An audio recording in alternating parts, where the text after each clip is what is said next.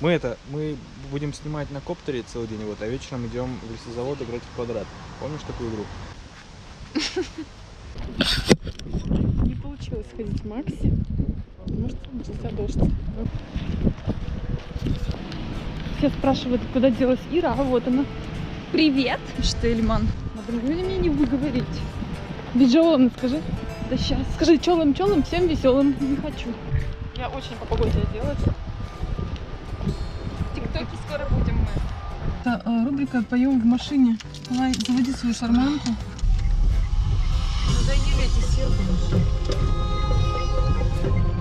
Погода радует.